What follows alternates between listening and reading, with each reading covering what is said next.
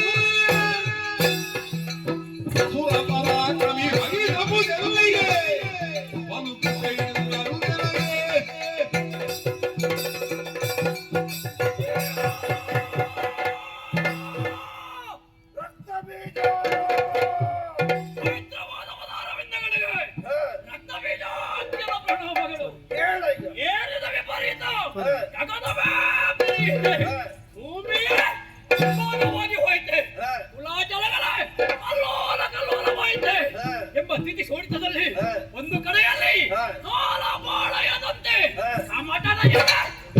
ಮತ್ತೆ ಚತುರಂಗ ಸೇನೆ ಸಿದ್ಧವಾಗಿದೆ. ನಿಮ್ಮನ್ನು ಕಂಡರೆ ಪ್ರಳಯಕಾಲ ಭೈರವನ ಹಾಗೆ ಕೋಪಾಟೋಪದಲ್ಲಿ ವಿಪರೀತ ಸ್ಥಿತಿಯಲ್ಲಿ ರಥವೇರಿ ಹೊರಟೆ ಅಲ್ಲ. ಎಲ್ಲಿಗೆ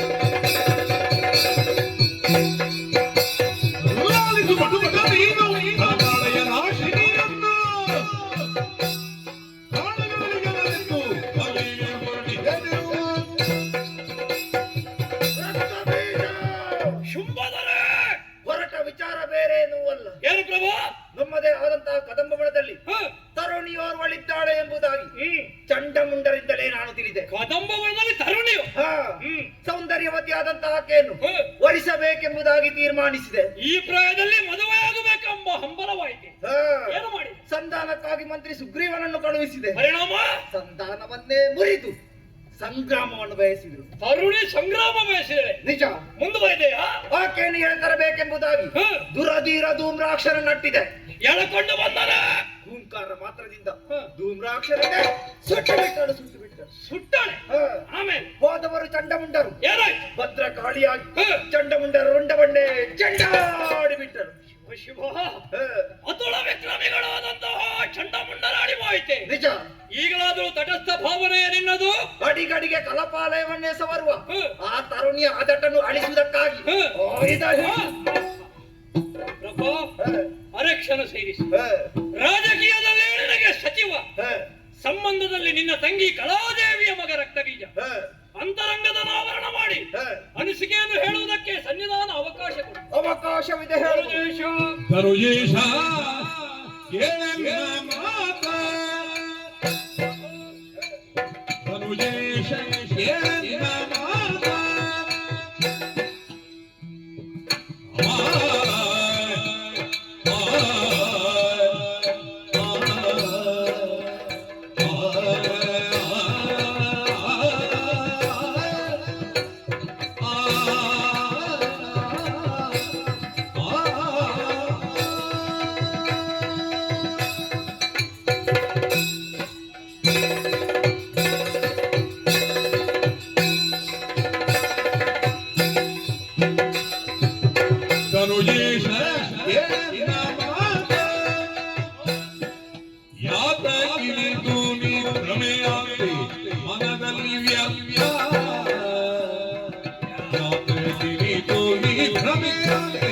ಮನದಲ್ಲಿ ವ್ಯರ್ಥ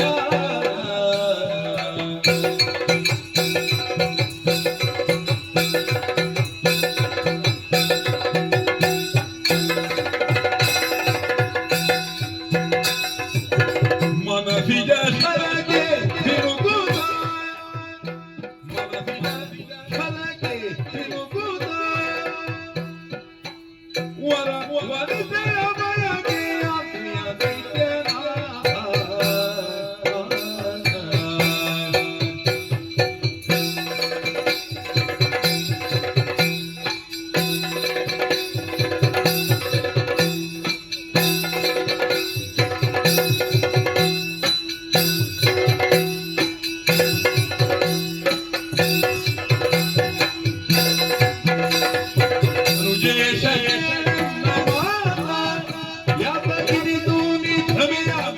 ಮನದಲ್ಲಿ ವ್ಯರ್ಥ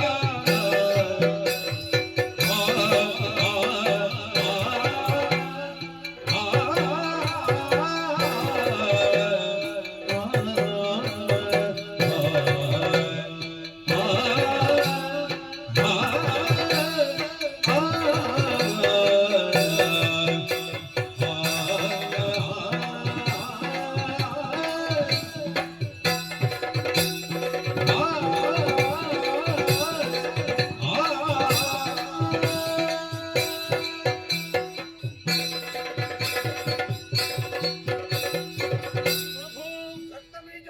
ಕೋಪಾಧ್ಯಕ್ಷರಾಗಿ ಹ, ರಥವೇರಿ ಈರೇಳು ಲೋಕದ ವಿಭುವಾದಂತಹ ಶುಂಭದಾನವ ಹ, ಹೊರಟರೆ ಹ, ನಿನ್ನನ್ನು ತಡೆಯುವಂತಹ ಶಕ್ತಿ ಹ, ಯಾರಿಗೆ ಉಂಟು ಪ್ರಭು? ಹ, ಆದರೂ ನಿನಗೆ ಸಂಬಂಧಿ ಹ, ಆಪ್ತ ಸಚಿವ ಅನ್ನುವಂತಹ ಸಲುಗೆಯಲ್ಲಿ ಹ, ತಡೆಯುವುದಕ್ಕೆ ಪ್ರಯತ್ನ ಪಟ್ಟೆ ಹ, ಪ್ರಭು. ಈ ಮೊದಲು ನೀನು ರಥವನ್ನೇರಿ ಹೊರಟವನೇ, ಹ, ಆಗ ನಾನು ನಿನ್ನ ಜೊತೆಯಲ್ಲಿ ಬಂದಿದ್ದೆ ನನಗೆ ಪ್ರೋತ್ಸಾಹದ ಮಾತುಗಳನ್ನು ಆಡಿದ್ದೆ. ಹ, ಅದು ಯಾಕೆ?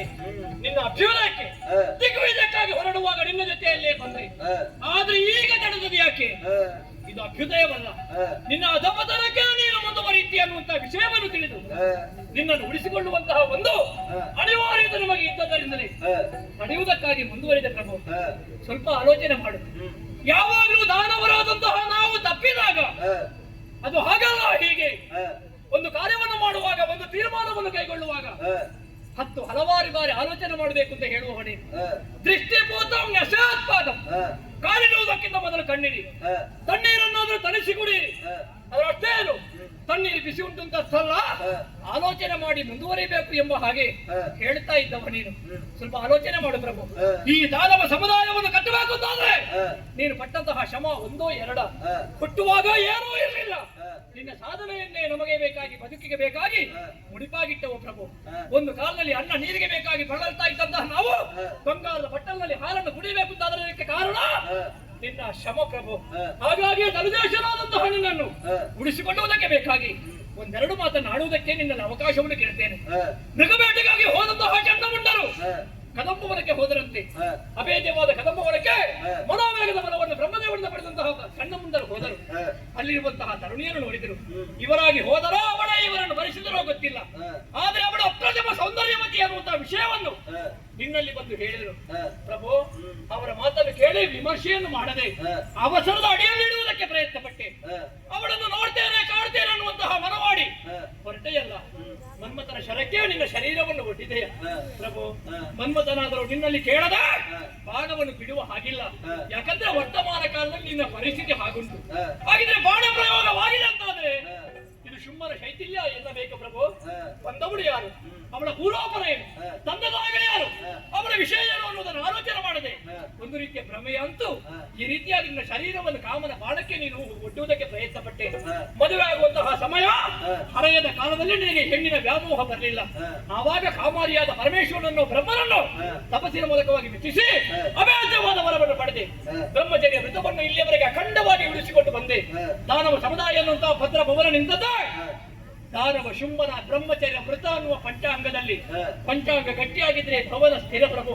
ಪಂಚಾಂಗ ಮಾಡಿದರೆ ಭವನವೇ ಬೀಳುವಂತಹ ಸ್ಥಿತಿಯಲ್ಲವೇ ಈಗ ನಿನ್ನ ದುಡುಕಿನ ನಿರ್ಧಾರದಿಂದ ದಾನವ ಸಮುದಾಯವೇ ಹಾಳಾಗಿ ಹೋಗುತ್ತದೆ.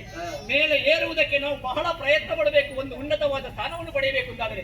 ಆದ್ರೆ ಮೇಲೆ ಏರಿದ ವ್ಯಕ್ತಿ ಕೆಳಗೆ ಬೀಳುವುದಕ್ಕೆ ಹೆಚ್ಚು ಶ್ರಮ ಪಡಬೇಕು ಅಂತ ಇಲ್ಲ. ನಾವು ಮಾಡುವಂತಹ ತಪ್ಪು ನಿರ್ಧಾರ, ನಾವು ಇಡುವಂತಹ ಒಂದು ತಪ್ಪು ನೋಡೆ, ನಾವು ಹೇಳುವಂತಹ ಒಂದು ತಪ್ಪು ನೋಡಿ ಆ ಪರ್ವತದಿಂದ ನಮ್ಮನ್ನು ಪ್ರಪಾತಕ್ಕೆ ಕೆಳ ಹಾಕುತ್ತದೆ. ಹಾಗಾಗಿ ಪ್ರಸಿದ್ಧರಾದವರು, ಉನ್ನತ ಶ್ರೇಣಿಯಲ್ಲಿ ಇರುವವರು, ತಾವು ಮಾಡುವಂತಹ ಪ್ರತಿಯೊಂದು ಮಾತಿನಲ್ಲಿ ಇಡುವಂತಹ ನಡೆಯಲ್ಲಿಯೂ ಮಾಡುವ ತೀರ್ಮಾನದಲ್ಲಿಯೂ ಕೂಡ ಸ್ವಲ್ಪ ಆಲೋಚನೆ ಮಾಡಬೇಕು. ಪ್ರಭು, ಅಲ್ಲಿ ಷಡ್ಡರುಗಳು ನಮ್ಮನ್ನು ಆವರಿಸಿದಾಗ ಮನಸ್ಸಿಗೆ ಮೌಢ್ಯ ಕಳೆಯುತ್ತದೆ. ಈಗ ಬಂದದ್ದಾದ್ರೆ ಭ್ರಮೆಯ ಅಂತೆಯ. ಏನು ಭ್ರಮೆ ಅಂದ್ರೆ ಉಂಟು ಅಂತ ನಾವು ಹೇಳುವುದು, ತಿಳಿಯುವುದು, ಪಡೆಯುವುದಕ್ಕೆ ಹೋಗುವಾಗ ನಮಗೆ ಸಿಗದೇ ಇರುವುದು. ಬಾಯಾರ್ದಂತಹ ಕುದುರೆಯೊಂದು ಬಿಸಿಲನ್ನು ಕಂಡು ನೀರು ಅಂತ ಭಾವಿಸಿ ಹತ್ತಿರ ಹೋದ್ರೆ ಅಲ್ಲಿ ನೀರಿಲ್ಲ, ಬಿಸಿಲು. ಅದಕ್ಕೆ ಬಿಸಿಲು ಕುದುರೆ ಅಂತ ಅರ್ಥ ಆಯ್ತು. ಕನ್ನಡಿಯ ಒಳಗಿರುವಂತಹ ಗಂಟನ್ನು ಪಡೆಯುವುದಕ್ಕಾಗಿ ಹೋದ್ರೆ ಆ ಗಾಜು ನಮ್ಮ ಕೈಗೆ ತಾಗಿ ಅಡ್ಡವೇ ಸೋರ್ತದೆ ಹೊರತು ಕನ್ನಡಿಯ ಒಳಗಿರುವಂತಹ ಗಂಟು ಸಿಗುವುದಕ್ಕೆ ಸಾಧ್ಯವೇ? ಆ ಕದಂಬ ವಾಸಿನಿ ನಿನ್ನ ಪಾಲಿಗೆ ಬಿಸಿಲು ಕುದುರೆ, ಕನ್ನಡಿಯ ಗಂಟು. ಅವಳ ಸೆರೆಗೆ ಕೈ ಹಾಕಿದ್ರೆ ಆ ಮೃತ್ಯು ದೇವತೆಯ ಸೆರೆಗೆ ಕೈ ಹಾಕಿದ ಹಾಗೆ ಅವಳ ತಳ್ಳಿ ಬೇಡ ಪ್ರಭು. ಹಾಗಾದ್ರೆ ತರುಣಿಯನ್ನು ಬಯಸಿದ್ದೆ ತಪ್ಪೇ ಹೇಳಿ. ಅವಳು ತರುಣಿ ಅಲ್ಲ ಪ್ರಭು, ಅಲ್ಲ. ತರುಣಿ ಅಲ್ಲ, ಅವಳ ಆದಿಮಾಯೆ.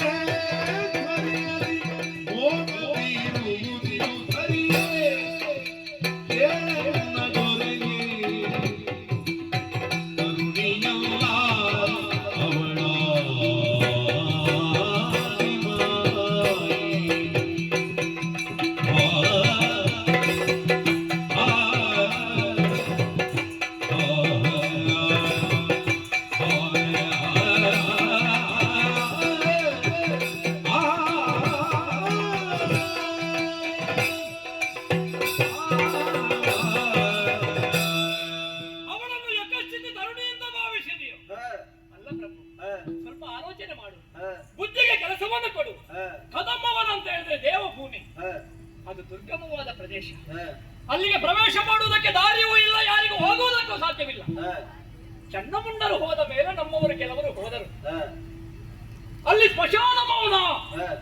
ನನ್ನಂತ ಎಂಟನೆಯ ಬಂಟರಿಗೂ ಅಲ್ಲಿ ನಿಲ್ಲುವುದಕ್ಕೆ ಅಸಾಧ್ಯ ಅಂತಾದ ಮೇಲೆ ಒಬ್ಬಳಾಕೆ ತರುಣಿಯ ಹೌದು ಅಂತಾದ್ರೆ ಅವನು ಇರುವುದಕ್ಕೆ ಹೇಗೆ ಸಾಧ್ಯ ಪ್ರಭು? ನಿನ್ನ ಆಳ್ಲಿಕ್ಕೆ ಒಳಗಪಟ್ಟದ್ದು ಆ ಕದಂಬವನ. ಅಲ್ಲಿ ಯಾರೇ ಆಗಬೇಕು ಅಂತಾದ್ರೆ ನಿನ್ನ ಅಪ್ಪಣೆ ಬೇಕು. ಯಾವಾಗ ನಿನ್ನಲ್ಲಿ ಅಪ್ಪಣೆಯನ್ನು ಕೇಳಿದ್ದಾನೆ? ಯಾವುದೇ ಅಪ್ಪಣೆಯನ್ನು ಕೇಳಿಲ್ಲ. ಮಾತ್ರ ಅಲ್ಲ, ಅಲ್ಲಿ ಅವಳಿಗೆ ಆಶ್ರಯವನ್ನು ಕೊಡುವುದಕ್ಕೆ ಯಾರೂ ಇಲ್ಲ. ಹೆಣ್ಣಾದವಳನ್ನು ಬಾಲ್ಯದಲ್ಲಿ ತಂದೆ ತಾಯಿಗಳು ಪೊರೆಯುತ್ತಾರೆ, ಮದುವೆ ಆದ ಮೇಲೆ ಅವಳ ಗಂಡ ಪೊರೆಯುತ್ತಾರೆ, ಮುಪ್ಪಿನ ಕಾಲದಲ್ಲಿ ಮಕ್ಕಳು ಪೊರೆಯುತ್ತಾರೆ.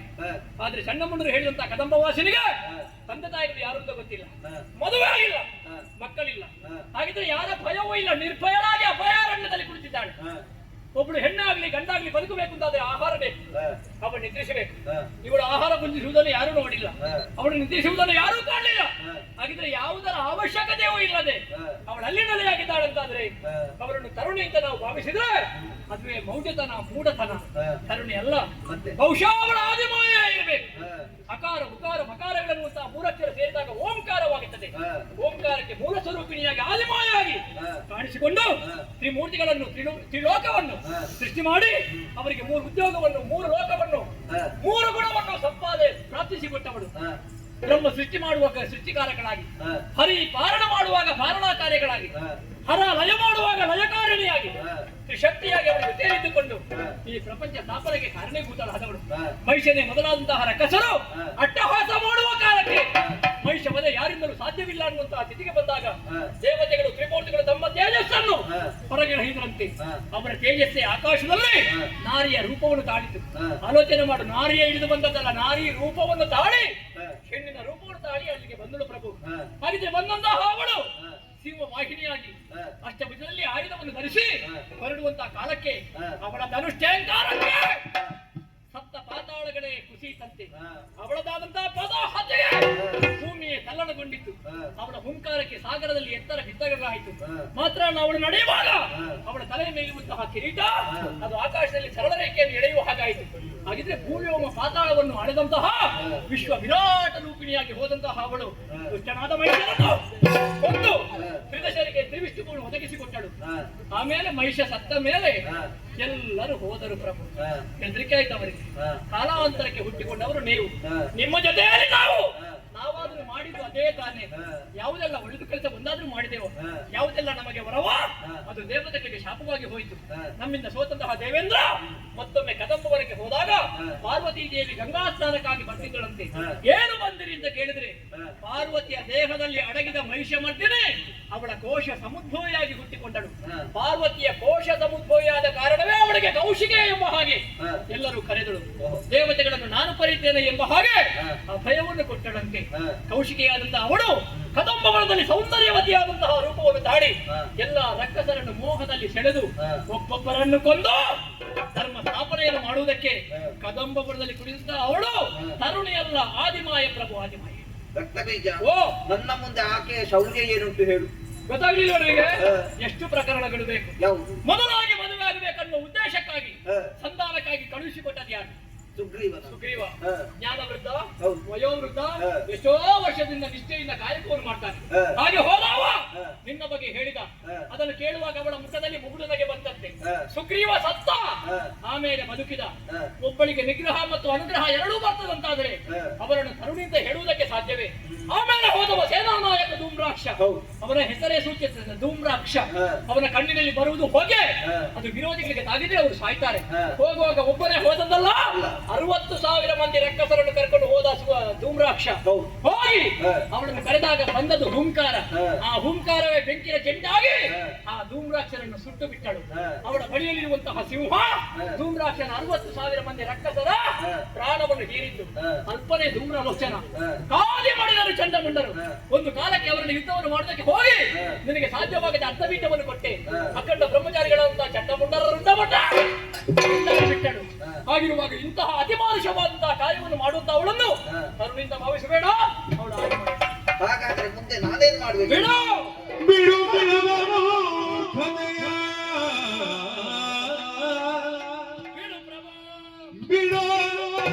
ಬಿಡು ಬಿಡು ಮನದ ಮೂರ್ಖನೆಯ.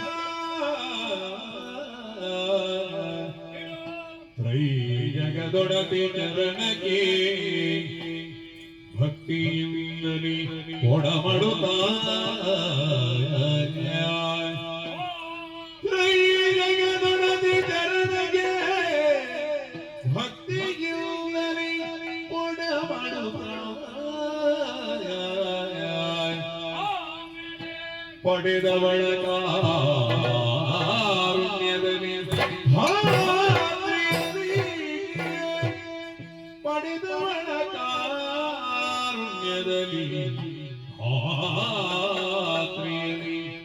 ಜಡಜ ಪೀಠನ ವರದ ತೆರದಲ್ಲಿ ಆ ಜಡಜ ಪೀಠನ ವರದ ತೆರದಲ್ಲಿ ಪಡೆದು ಸುಖವನ್ನು ಮಾಡು ಜಡಜ ಪೀಠನ ವರದ ತೆರದಲ್ಲಿ ಪಡೆದು ಸುಖವನ್ನು ಮಾಡು ಬಿಡು ಮನದ ಮೂರ್ಖತೆಯ ನಾವೆಲ್ಲ ಬಿಂದುಗಳು ನಾವೆಲ್ಲ ಬಿಂದುಗಳು ಅವಳು ಸಿಂಧೂ ಭೈರವಿ ಅವಳ ಸಿಂಧೂ ಭೈರವಿ ಬಿಡು ಮೂರ್ಖತೆಯ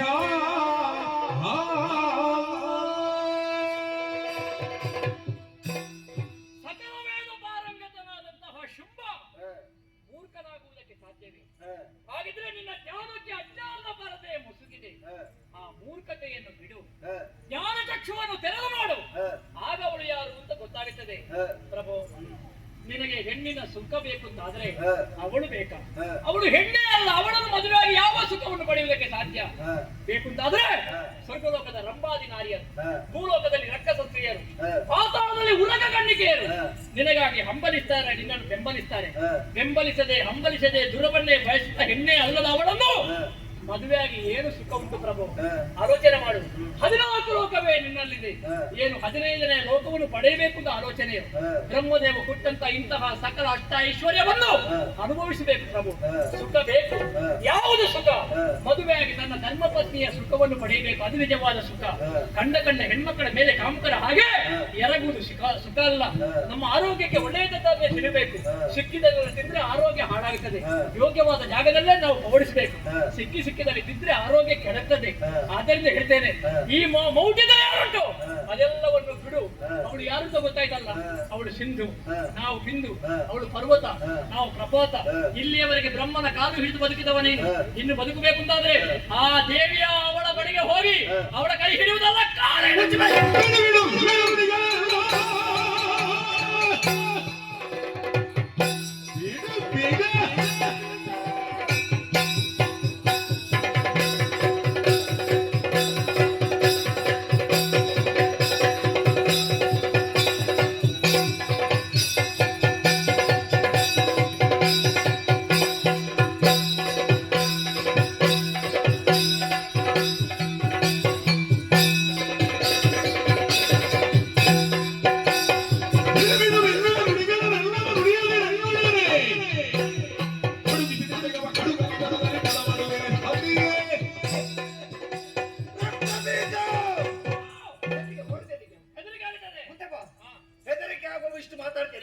ನೀನು ಬದುಕಲಿ ಅಂತ ನಾನು ಹೆದರಿಕೆ ಬಿಟ್ಟು ಮಾತಾಡಿದ್ದೆ. ಕಟ್ಟಮಣೆ ಇನ್ನು ಒಂದು ಮಾತಾಡಿ ನನಗೆ ಹತ್ತರಿಸೇನು? ಹೆಚ್ಚಾಯ್ತಾ ಸರಿಯಾಗ್ಲಿಲ್ವಾ? ವೀರನ ಅಂತ ನೀನು ವೀರತನದ ಮಾತನಾಡ್ತಿ ಎಂಬುದಾಗಿ ಭಾವಿಸಿದ್ರೆ ಬಂಡು ಮಾತನಾಡ್ತೀಯ ಪ್ರಭು. ನಿನಗೆ ಅದು ಬಂಡು ಅಂತ ಆಗಬಹುದು. ಹ. ಸ್ವಲ್ಪ ನೀನೇ ಆಲೋಚನೆ ಮಾಡು. ಹ. ಹೇಗಿತ್ತು ನಮ್ಮ ಸಭೆ ಮೊದಲು, ಹ. ಈಗ ಹೇಗುಂಟು ನೋಡು. ಹ. ಆಗ ಕೂತ್ಕೊಳ್ಳಿಕ್ಕೆ ಜಾಗ ಇರಲಿಲ್ಲ, ಜನ ಇದ್ರು. ಹ. ಈಗ ಜಾಗ ಉಂಟು, ಜನ ಇಲ್ಲ. ಹ. ಮಹಿಷಾಸುರ ಸಾಯುವಾಗಲೇ ಹೆದರಿ ಓಡಿ ಹೋಗಿದ್ದಾರೆ. ಏನೇ ಆಗಲಿ ಈಗ ನಿನ್ನ ಇದ್ದವರನ್ನು ನೀನು ಕಳುಹಿಸಿಕೊಟ್ಟು ಇದ್ದವರಲ್ಲಿ ಪೌರುಷವಿದೆ ಎಂಬುದಾಗಿ ಹ. ಆಕೆಗೆ ತಿಳಿಯಪಡಿಸಬೇಕೆಂಬ ಉದ್ದೇಶದಿಂದ ಹ. ಆಯುಧ ಹಿಡಿದು ಹೊರಟು ನಿಂತ ನನ್ನನ್ನು ತಡೆದಿದ್ಯಲ್ಲ, ಹ. ವೀರೋಚಿತವಾದ ನುಡಿಯನ್ನಾಡ್ತಿ ಎಂಬುದಾಗಿ ಭಾವಿಸಿದೆ. ಹ. ಆದರೆ ನೀನು ಹೇಡಿಯ ಹಾಗೆ ಅಂಜು ಬುರುಕನ ಹಾಗೆ ಮಾತಾಡ್ತೀಯಲ್ಲ, ರಣ ಹೇಳಿ ತಲಗಜ್ಜೆ.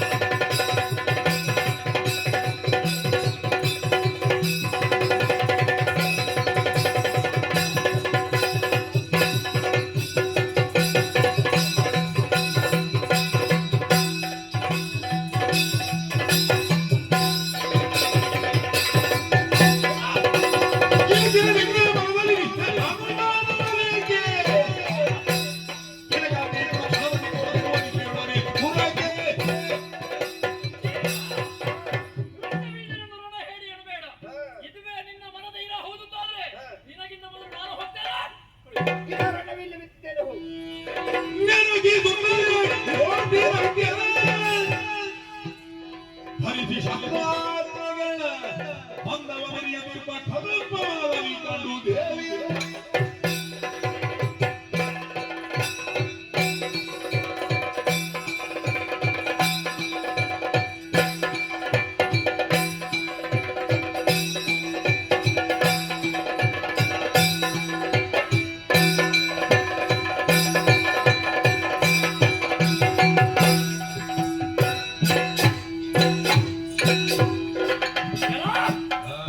ದಾರಿ ತಪ್ಪಿದೆ ನೋಡ. ಕದಂಬ ಒಳಗೆ ಬೇಕಾಗಿ ಬಂದವ ನಾನು. ಇಲ್ಲಿ ನೋಡಿದ್ರೆ ಸಾವಿರ ಸೂರ್ಯಗಳೇ ಉದಯಿಸಿದಂತಹ ಬೆಳಕು. ಕದಂಬುಗಳಲ್ಲಿ ಕತ್ತಲೆ ಅಂತ ಎಲ್ಲರೂ ಹೇಳ್ತಿದ್ರು.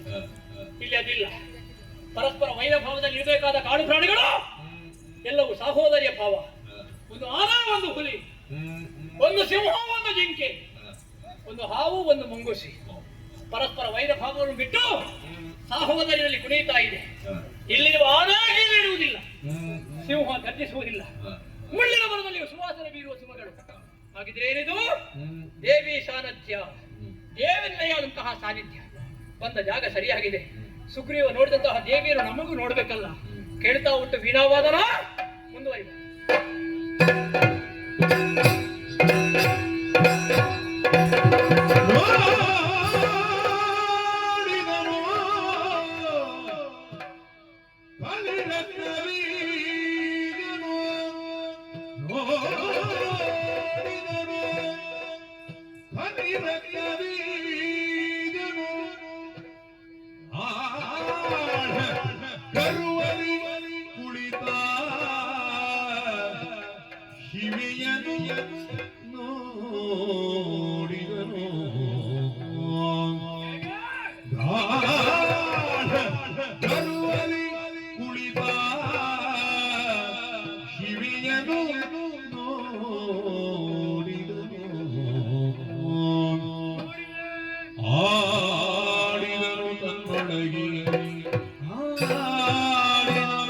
ತನ್ನೊಳಗೆ ಇವಳನು ತಿಳಿಯದಿರದಾಯ್ತೆ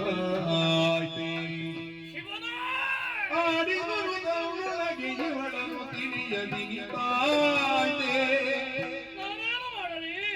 ಮಾಡಲೇ ನಿನ್ನ ಕಟ ಶುಂಭನ ಕೂಡೆ ಕಾಶಿಯ ಗೀರು ಬಂದಿಹೇ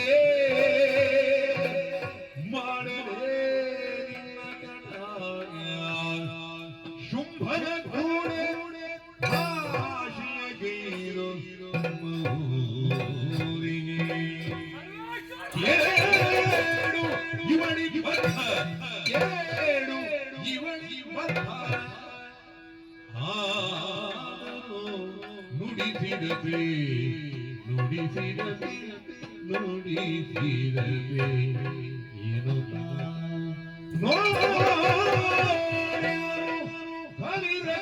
ಕಲಿರಂಗವೀದರು ಗಾಢ ಕರುವದಿ ಕುಳಿತ ಶಿವೆಯನು ಆಡಿದರು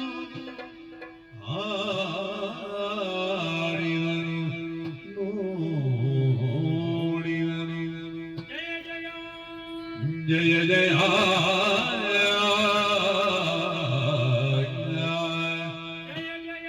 ಜಯ ಜಯ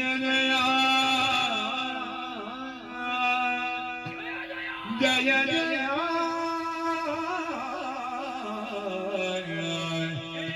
ಜಯ ಜಯ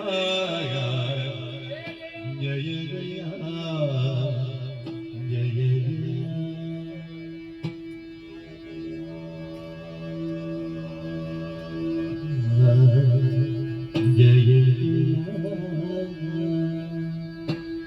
यादे सर्वभूतेषु मातृरूपेण संस्थिता नमस्ते नमस्ते नमस्ते नमो नमः यादे सर्वभूतेषु शक्तिरूपेण संस्थिता नमस्ते ನಮಸ್ತಸ್ಯೈ ನಮೋ ನಮಃ ಜಯ ಜಯ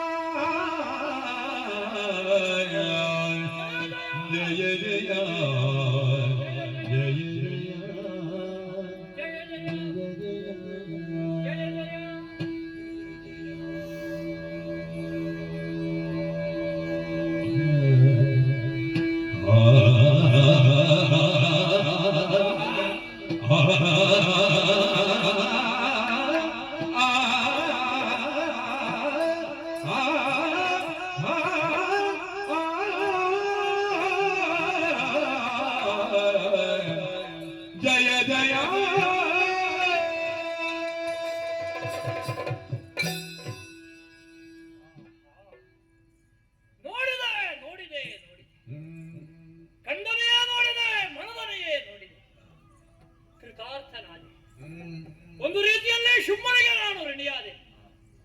ಬೈದಾಗಲಿ ಭಂಗಿಸಿಯಾಗಲಿ ನನ್ನನ್ನು ಶುಂಭ ಕಳುಹಿಸಿಕೊಟ್ಟಿದ್ದರಿಂದ ಅಲ್ವೇ ಇಂತಹ ದಿವ್ಯ ಒಂದು ಸಂದರ್ಶನ, ಭವ್ಯ ಸಂದರ್ಶನ, ದಿವ್ಯ ದರ್ಶನ ಈ ರಕ್ತ ಬೀಜನ ಪಾಲಿಗಾದಂತಹ ಕೋಟಿ ಸೂರ್ಯ ಸದೃಶನಾದಂತಹ ಮಹಾದೇವಿಯನ್ನು ಕದಂಬವರ್ಧನೆ ನಾನು ಕಾಣುತ್ತಿದ್ದೇನೆ.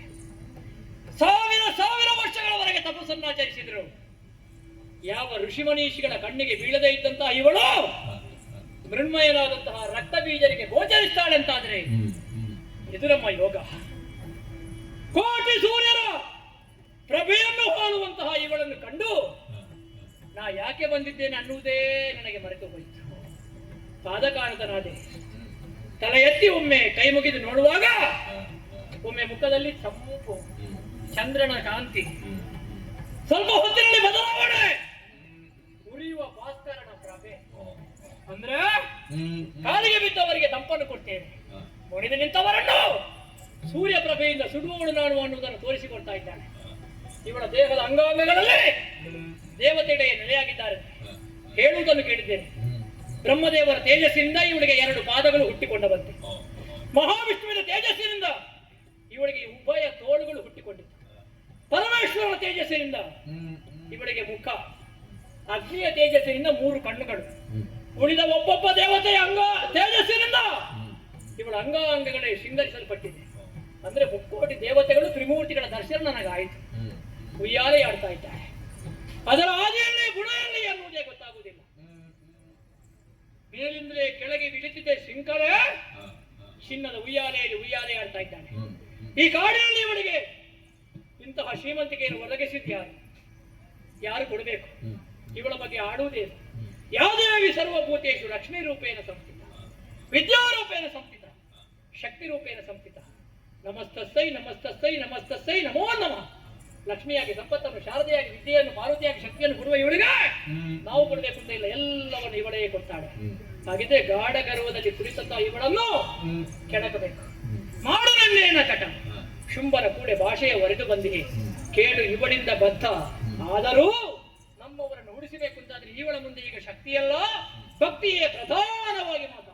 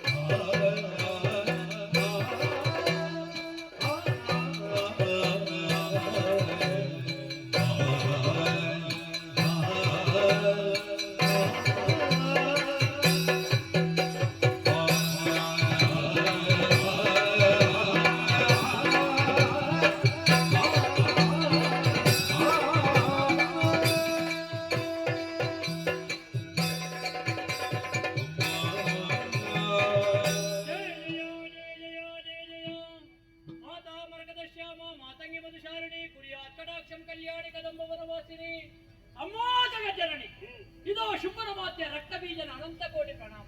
ಎದ್ದೇಳು.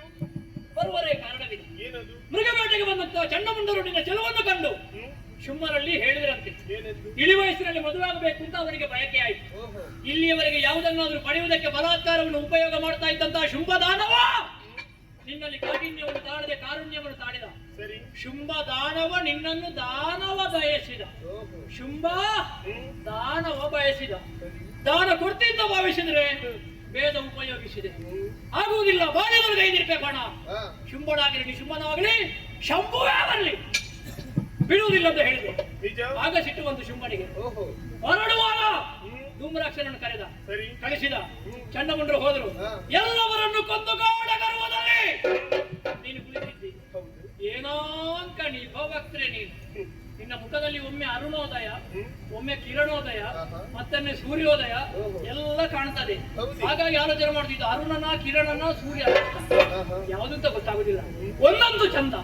ನಿನ್ನ ಸೌಂದರ್ಯವನ್ನು ಕಂಡಾಗ ಶೃಂಗಾರದ ರಸವೇ ಬತ್ತಿ ಹೋದವರಲ್ಲಿಯೂ ಶೃಂಗಾರ ಹುಟ್ಟಿತು. ಹೌದು. ಏನಂತ ನೀ ಭವಕ್ತರೆ ಅಲ್ವಾ? ಅಮ್ಮ ನೀನು ಮಹಾದೇವನೇ ಹೌದಂತಾದ್ರೆ ನಾವು ತಿಳಿದ ಹಾಗೆ ದೇವಿಗೆ ಆಕಾರ ಇಲ್ಲ, ನಿರಾಕಾರಳು ನಿರ್ಗುಣಳು. ಒಂದು ಆಕಾರವನ್ನು ಕಲ್ಪಿಸಿ ಕೂತಿದ್ಯಲ್ಲ, ಹೌದು. ಸಾಮಾನ್ಯ ಹೆಣ್ಣು ಅಂತ ಭಾವಿಸೋಣವೇ? ಅದೇ ಹೌದಂತಾದ್ರೆ ಶುಂಭನಿಗೆ ಯಾವುದರಲ್ಲಿ ಕಡಿಮೆ ಉಂಟಮ್ಮ? 14 ಲೋಕದ ವಿಭೂತನ ಸ್ವರ್ಗಲೋಕ, ಅಲ್ಲಿರುವಂತ ಐರಾವತ, ಉಚ್ಚೈಷವತ್, ಪಾರಿಜಾತ, ರಾಜಹಂಸ ಎಲ್ಲವೂ ಶುಂಭನ ಅಂಗಳದಲ್ಲಿ. ಸರಿ. ಮಾತ್ರ ಅಲ್ಲ, ಅಗ್ನಿದೇವ 2 ಬಟ್ಟೆ ಕೊಟ್ಟಿದ್ದಾನೆ ಶೌಚಕ್ಕಾಗಿ. ಓಹೋ. ಮೃತ್ಯುದೇವತೆ ಆಯುಧವನ್ನು ಕೊಟ್ಟಿದ್ದಾನೆ, ಯಮನೇ ಕೊಟ್ಟಿದ್ದಾನೆ. ಮಾತ್ರ ಅಲ್ಲ, ಕುಬೇರ ಅವರದಾದಂತಹ ಭಂಡಾರವನ್ನೇ ಕೊಟ್ಟಿದ್ದಾನೆ, ಮಹಾಪದ್ಮ. ಸರಿ. ಮಾತ್ರ ಅಲ್ಲ, ಸಮುದ್ರ ದೇವ ಮಾಡದೇ ಇರುವಂತಹ ತಾವರೆ ಓಡಿಸದಂತಹ ಕಿಂಜಲ್ಕಿನಿ ಅನ್ನುವಂತಹ ಮಾಲೆಯನ್ನು ಕೊಟ್ಟಿದ್ದಾರೆ. ಸರಿ. ಪ್ರಜಾಪತಿ ರಥ ಕೊಟ್ಟಿದ್ದಾರೆ. ಓಹೋ. ಹಾಗಾಗಿ ಅವರನ್ನು ಮದುವೆ ಆದರೆ ರಥದಲ್ಲಿ ಹೋಗ್ಬೋದು, ರಾಜಹಂಸದಲ್ಲಿ ಹೋಗ್ಬೋದು, ಐರಾವತದಲ್ಲಿ ಹೋಗ್ಬೋದು, ಉಚ್ಚೈಷವಾಸಿನಲ್ಲಿ ಹೋಗ್ಬೋದು. ಅಂತಹ ಒಂದು ಉನ್ನತವಾದಂತಹ ಸ್ಥಾನ ಸಿಗುತ್ತದೆ. ಲತೆ, ವನಿತೆ, ಕವಿತೆ, ಇದಕ್ಕೆ ರಾಜಾಶ್ರಯ ಬೇಕು. ನೀನು ಎಲ್ಲವೂ ಹೌದು. ನಿಮಗೆ ರಾಜಾಶ್ರಯ ಯಾರಂತ ಹೇಳಿದ್ರೆ ಅನುಜೇಶನಾದಂತಹ ಶುಂಭ. ಸರಿ. ಅವರನ್ನು ವರಿಸುವುದಕ್ಕಾಗಿ ತೊಟ್ಟಿಲಿನಿಂದ ಇಳಿದು ನಲಿದು ಒಲಿದು ಬರಬೇಕು. ರಕ್ತ ಬೀಜ. ವಾ. ನನ್ನನ್ನು ಕಂಡಂತಹ ನೀನು ಹಾ. ಹಾಡಿದೆ, ಹೊಗಳಿದೆ, ಕೊಂಡಾಡಿದೆ, ಹಾ. ಭಕ್ತಿಯ ಮಹಾಪೂರವನ್ನೇ ಹರಿಸಿದೆ. ಹೌದಮ್ಮ. ನಿನ್ನನ್ನು ಹುಂಬನೆನ್ನಲಿ ಪ್ರಾಜ್ಞನೆನ್ನಲಿ ಮನಾಗುತ್ತಿದ್ದರ ರಕ್ತ ಬೀಜ ಅಂತ ನನ್ನನ್ನು ಕರೀತಿದ್ರು ಎಲ್ರು. ಮಲ್ಲಿಗೆ ಬಳ್ಳಿ ಮಾಮರವನ್ನು ಹೊಂದಬೇಕೆ ಹೊರತು hunಗಾರಿನ ಮರವನ್ನಲ್ಲ. ಅವು ಶ್ರೀಗಂಧದ ಮರ. ಶ್ರೀಗಂಧವನ್ನು ನೀರಿನಲ್ಲಿ ಹಾಕಿದರೆ ನಾರುವುದಿಲ್ಲವೇನು? ತೆಗೆದು ತೇದಾಗ ಪರಿಮಳ ಬರುವುದಿಲ್ಲವೇ? ತೇಯುವುದಕ್ಕಾಗಿ ಎದುರ ಸಾರಿದವಳು ನಾನು. ನೀನು ತೇದದ್ದು ಭಯಂಕರ ಆಯ್ತಪ್ಪ, ಎಂತದಿಲ್ಲ ನೋಡು. ಇದ್ದವರಿಗೆ ಸ್ವಲ್ಪ ಪ್ರಸಾದ ಕೊಟ್ಟು ಬಿಡು. ನಿನ್ನೊಡೆಯ ಬರಲಿಲ್ಲವಲ್ಲ. ಅವ ಹೊರಡುವಾಗ ನಾನೇ ಬಂದದಲ್ವಾ? ಮೊದಲು ನಿಶ್ಚಯ ಆಗ್ಬೇಕು, ಆಮೇಲೆ ಮದುವೆ. ಸಾವಿರುವ ಶುಂಭನಿಗೆ ಇಷ್ಟು ಅಹಂಕಾರವಿರಬೇಕಾದರೆ ಹಾ. ಸಾವಿರದ ಒಂದು ನಾನು ಹೇಗೆ ವಿಜೃಂಭಿಸಬೇಡ? 1000 ಇದು 1001 2 ಸೇರಿದು 2001 ಆಗಿಲ್ವ? ನಮಗೆ ಬೇಕಾದ ಅದೇ ಅದು. ಎಷ್ಟಾದ್ರೂ ಅವನ ಪ್ರದರ್ಶನಲ್ಲವೇನು? ಆದ್ರೂ ಪರಶುಮಣಿ ಕಪಿಲವನ್ನು ಸೋಕಿದ್ರೆ ಚಿನ್ನ ಆಗುದಿಲ್ವೇ? ರಕ್ತ ಬೀಜ, ಓ. ನಿನ್ನೊಡೆಯನಿಗೆ ನನ್ನನ್ನು ಮದುವೆಯಾಗಬೇಕೆನ್ನುವಂತಹ ಮನವಿರುವುದೇ ಅಹುದಾಗಿದೆ. ಹಾ. ಚಂಡಮುಂಡರದ ವಿಚಾರಗಳು ತಿಳಿದ ಕೂಡಲೇ ಅವ ಬರಬೇಕು. ಬದಲಾಗಿ ಕೇವಲ ಸ್ತ್ರೀ ಪ್ರಾಪ್ತನಾಗಿ ಕಳವನ್ನೆಲ್ಲ ಕಾರಣಗಟ್ಟಿದ ನನ್ನ ಕೈಯಿಂದಲೇ ಕುಳಿತಿದ್ದ. ಅರಮನೆಯಲ್ಲಿ ಕುಳಿತಂತ ಆತನ ಮರಣ ಭೇದಿ ಅವನನ್ನು ಹೊಗಲ ಬಡಿದ ಬಶ್ಶಾಟ.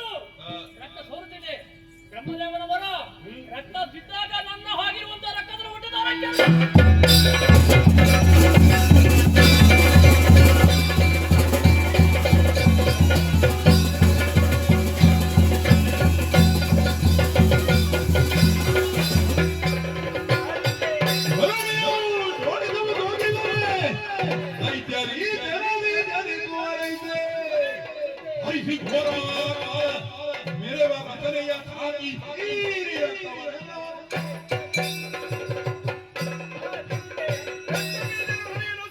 ಸರ್ವರಕ್ತದಿಂದ ಕೋಟಿ ಕೋಟಿ ರಕ್ತ ಬೀಜ ಸುರಿತಾ ಇದ್ದಾರೆ. ಇವೆಲ್ಲವುಗಳ ನಾಶವಾಗಲಿ, ರಕ್ತದೊಳಗೆ ಸೋಕ ಕೂಡದು, ಅದಕ್ಕಾಗಿ ರಕ್ತೇಶ್ವರಿ ಆಗುತ್ತೇನೆ.